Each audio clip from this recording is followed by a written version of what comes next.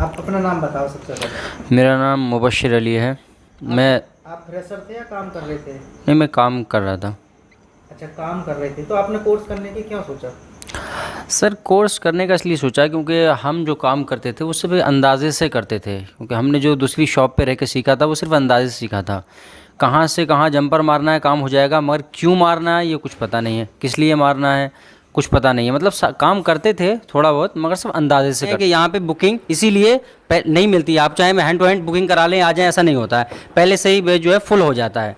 उसकी वजह ये नहीं है, लोग सोचते हैं कि सिर्फ फीस सस्ती है, फीस सस्ती है, बस भाग लगाते रहो।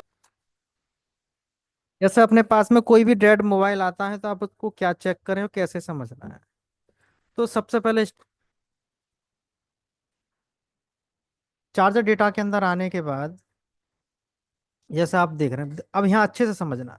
जैसे फोन डेड है कोई भी, तो सबसे पहले आपको क्या करना है, बैटरी कनेक्टर जो आप स्क्रीन पर देख रहे हैं, इस बैटरी कनेक्टर पर शॉर्टिंग चेक करनी है। शॉर्टिंग तो नहीं है, यहाँ पे कोई शॉर्टिंग नहीं होनी चाहिए।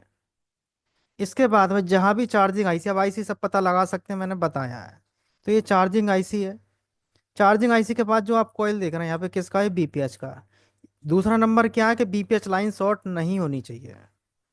ये दो काम आपको करने हैं। या इनसे पहले आपको क्या करना है, फोन को कंप्यूटर से लगा के देखना है कोई हलचल हो रही है या नहीं हो रही, या कोम बना रहा है या नहीं। यदि कोम बना लेता है तो फोन के अंदर power IC, CPU, charging IC ठीक है, कोम बना लेता है तो। यदि वो डेड है तो फिर वो सॉफ्टवेयर की वजह से, ईएमएमसी की वजह से डेड है। यदि कोम बना लेता है तो, कोम नहीं बनाता, बी बैट, बीपीएच, बी बस, बी बस के साथ में डाटा प्लस माइनस की जो लाइन होती हैं, ये जो आप देख रहे हैं, इन लाइनों को चेक करेंगे, इनमें से कोई आपस में शॉर्ट ना हो और ग्राउंड से शॉर्ट ना हो। इतना आपको करना है। यदि इनमें से कोई शॉर्टिंग नहीं है और कोम भी नहीं बना रहा, तो फिर समस्या कहीं आगे है। यानी कि डाटा प्लस माइनस, बैटरी का प्लस माइनस, बीपीएस कोई भी शॉर्ट नहीं है, तो इसका मतलब है कि फोन के अंदर कोई शॉर्टिंग नहीं है। लेकिन समस्या है डेड है तो। यहाँ पे जो आप देख रहे हैं इसके अंदर दो पावर आईसी हैं। इसमें क्या है, दो पावर आईसी हैं। एक पावर आईसी ये है और एक पावर आईसी ये है। अब दो जो पावर आईसी यहाँ पे जो देख रहे हैं, क्वालकॉम की हैं ये। एक पावर आईसी ये वाली है और दूसरा जो आप देख रहे हैं एक ये है। अभी दो पावर आईसियां हैं। अब इन दोनों पावर आईसीयों में से कोई भी एक आईसी खराब हो जाएगी तो हमारा फोन डेड रहेगा। अब हमें करना क्या है, फोन के अंदर हमें चार्जर, अभी बेसिक बता रहा हूं मैं कि क्या चेक करें। फोन के अंदर हमें चार्जर लगाना है। चार्जर लगाने के बाद जो कॉइल है जो आप देख रहे हैं, इन सारी कॉइलों पर वोल्टेज आने चाहिए।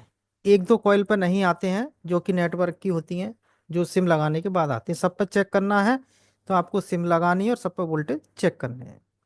ऐसे ये जो पावर आई से, इन पे भी हमारे को वोल्टेज चेक करना है, इन पे वोल्टेज आ रहे हैं नहीं आ रहे। ये जो कॉइल लगी हैं इनको बोलते हैं बक कॉइल। इन पे जो वोल्टेज आते हैं हर एक मोबाइल के अंदर अलग अलग मिलते हैं, यानी कि आईसी की रिक्वायरमेंट के हिसाब से।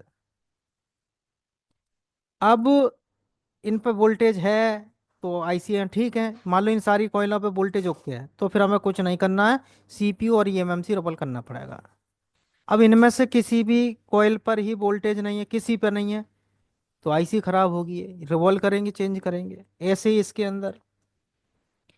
अब ये तो हमारा हो गया बेसिक कि हम इसको ऐसे ऐसे चेक कर सकते हैं। अब मान लो कि वोल्टेज इनपुट आउटपुट ही नहीं हो रहे तो हम क्या करें? तो हम इसको यहाँ पे चार्जर डेटा को तो कर लेते हैं बंद। अब हमें खोलना है इसका स्मेटिक डायग्राम। तो हम यहाँ पे खोलेंगे लेआउट, नहीं मैन का खोलेंगे पहले इसमें।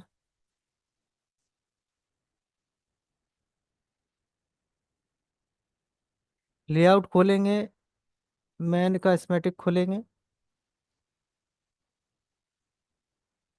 ये दो पावर आईसी का सर्किट है। अब इसके बाद हमें क्या करना है देखो। अब मान लो फोन डेड है तो अब आपको इधर उधर भटकने की जरूरत नहीं है। बीपीएच आपने चेक कर लिया, बी बैट आपने चेक कर लिया। अब क्या करना है, अब हमें ये देखना है, जब बीपीएच बन रहा है तो चार्जिंग आईसी ओके, तो उस पर कुछ करने की जरूरत नहीं है। अब आपको ये देखना है ये जो आईसियां हैं किधर लगी हैं, इनकी लोकेशन। अब लेआउट में इनके नाम चेक कर लेंगे। इधर चलते हैं लेआउट पे। इसका नाम है U 4000। और इसका नाम है यू, नहीं, इसका U 4200 है, इसका U 4700 है। तो हमें दोनों में से जो भी आईसी चेक करनी है तो हम उसका नाम डालेंगे U 4200 और इसको सर्च करें, नेक्स्ट करेंगे। तो ये लिख रहा है U 4200 का 2, यानी कि इसका ये दूसरा पार्ट है। U 4200 का ये दूसरा पार्ट है इसके अंदर।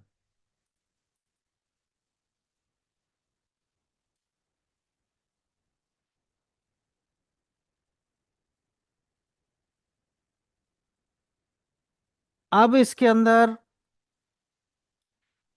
नेक्स्ट करें।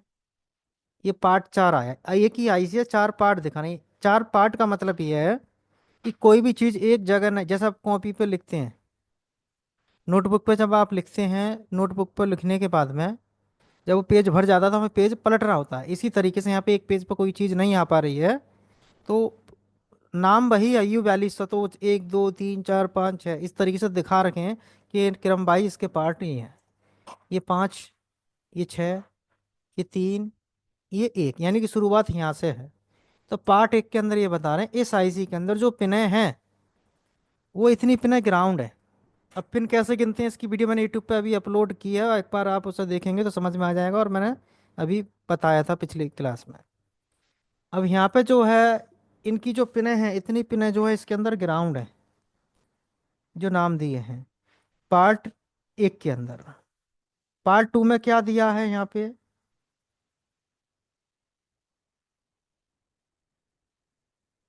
यहाँ पे इनके सेक्शन दिए हैं, स्पीकर, माइक, जो भी सेक्शन है।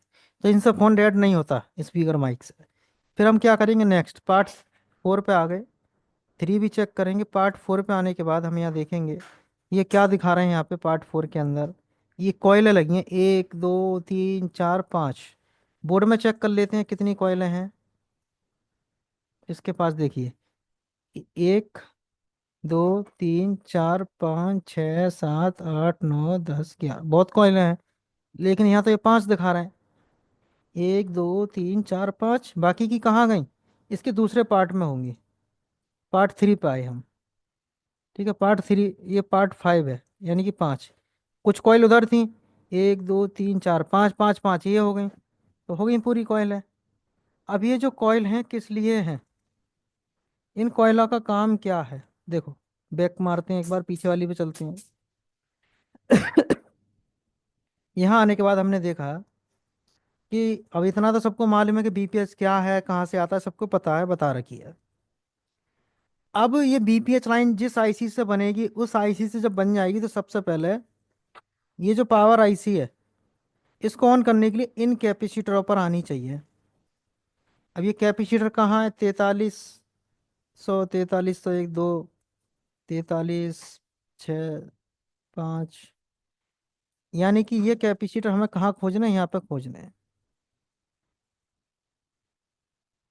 ये रहे, इधर लगे हैं, 43 वाले इधर हैं,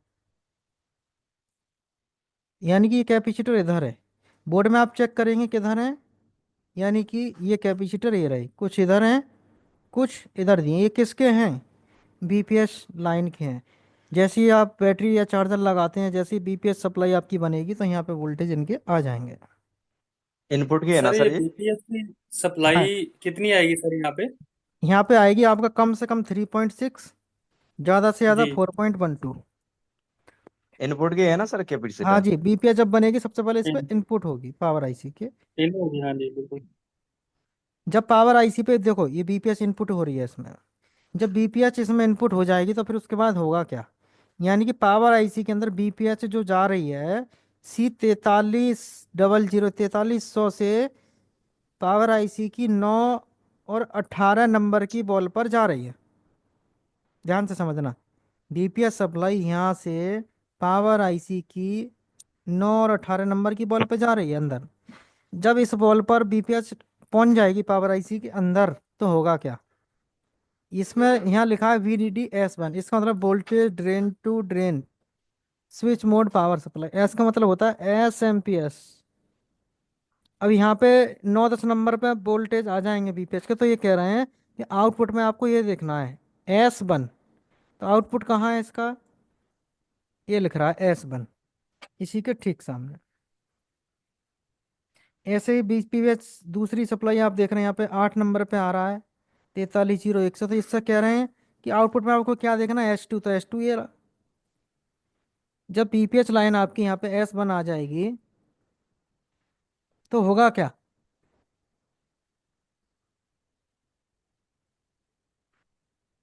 जब बीपीएच इसमें इनपुट हो जाएगी तो आपका जो है S1 जो सप्लाई है यहाँ पे कॉइल लगी है जिसका नाम है L4300। L4300 जो आप देख रहे हैं इस पर क्या बनेगा, 0.7 वोल्ट इस पर बनेंगे।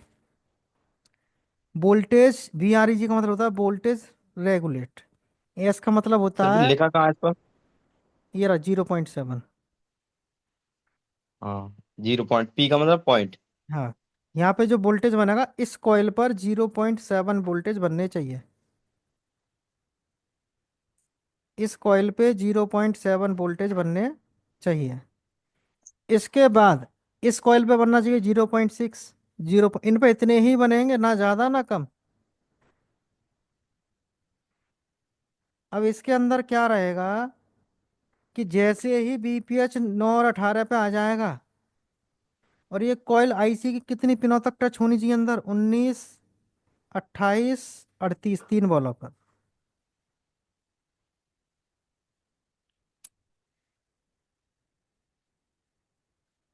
सर जैसे मान लो ये 3 लाइनें हैं, 3 लाइनों में से अगर एक भी मिस होगी तो दिक्कत आएगी सर। दिक्कत आएगी, सर्किट काम नहीं करेगा। जी जी सर। ये तीनों पर ही टच होना चाहिए। 3 पॉइंट, हाँ जी सर। हाँ। अब ये लाइन आगे कहाँ जा रही है, किसके लिए जा रही है, हम इसको कॉपी करेंगे। कॉपी किए और फाइंड करिए, अब करेंगे से नेक्स्ट। ये सप्लाई यहाँ से देखो कहाँ आया, U3100 में आ रही है। U3100 क्या है वो देख लेते हैं।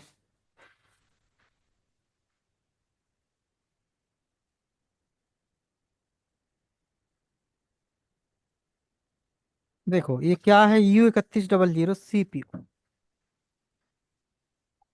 यानी कि यह वोल्टेज आपके ये वाले बंद हो जाएं तो सीपीयू में कितनी जगह जाना चाहिए, 8, 10, 12, 9, 11, 8, 12, 8, 10, 12, यानी कि इतनी पिनों पर आना चाहिए।